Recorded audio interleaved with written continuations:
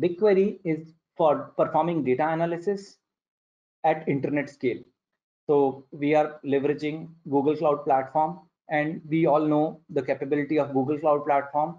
It's having petabit net, like the scale at which it is working, like I mentioned about earth scale computing. And then it is also having the network transoceanic fibers are there, so which connects different intercontinents. In petabits per second data can be transferred from one continent to another continent. So such kind of scale you are working.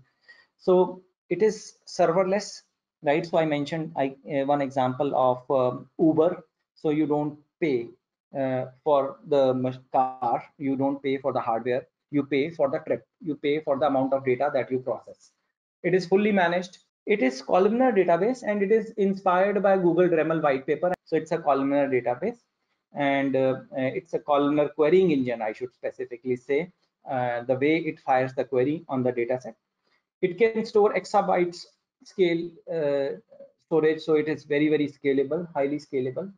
And latency you can achieve in seconds or in minutes maximum for on petabytes of data. You can perform machine learning, as I mentioned. You can even perform predictive analytics, not just like historical data analysis. Apart from that, it also has geometry object support, or the data types which are there in BigQuery will allow you to fire geospatial queries, GIS support. So it makes much more sense to visualize that data in some BI tool. So it is very helpful to have such kind of support in data warehousing technology. This is helpful in analyzing your geographical data. So it integrates very well with data visualization tools. So there are many tools, for example, Data Studio.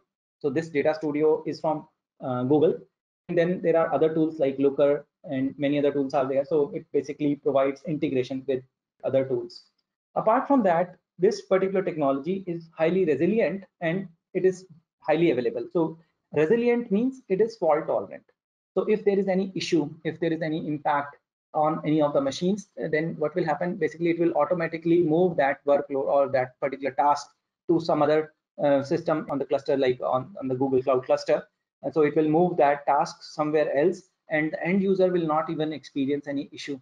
So it will not be like query fails, then nothing works. So in Impala, if you talk about traditional technologies, like Impala is not traditional, I should not say it is a traditional technology, but if you compare with BigQuery, then there is a difference, because Impala technology is not fault tolerant. If there is any failure in the task, then it will completely fail. The query will fail. It will just throw error that I could not execute the query.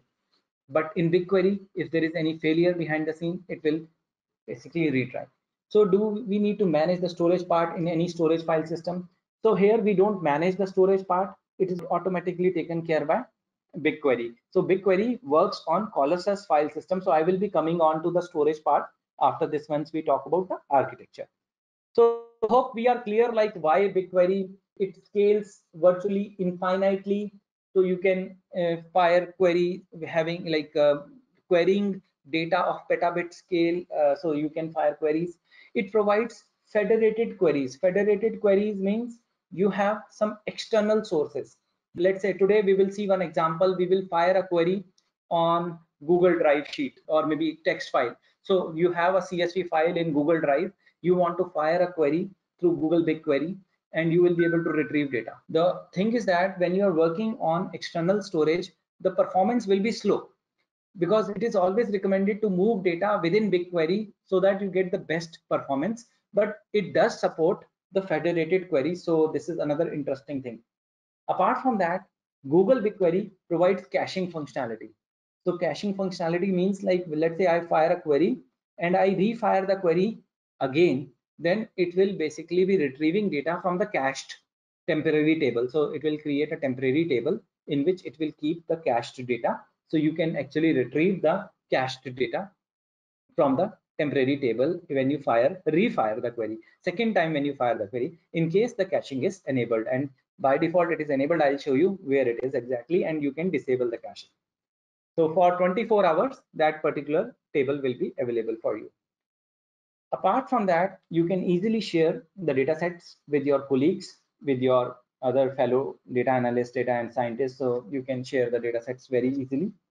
And it is the natural fit into GCP ecosystem. That means like you can integrate BigQuery with Cloud PubSub, with Dataflow, with other ecosystem products like Data Studio. So it can easily integrate with other GCP products very nicely. So there is seamless integration, I should say. The data which is stored in BigQuery is all encrypted, right? So you can actually provide customer encryption keys, or Google will use its own encryption keys. So both options are available. Apart from that, it is durable and it is highly available. So I just mentioned about high availability. Apart from that, it supports nested and repeated fields. And when I say nested and repeated fields, it means that you can avoid joins.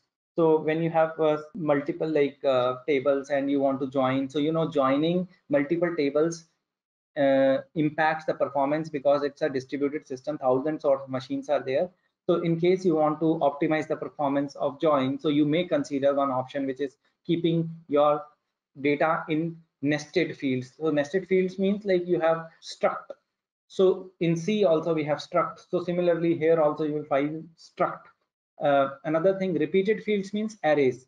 So it supports array of structs and structs, arrays. So using these data types, you can actually have one row containing data for multiple entities. For example, let's say we have a user entity, and within that we have address. So there are so many addresses, and then we have user entity.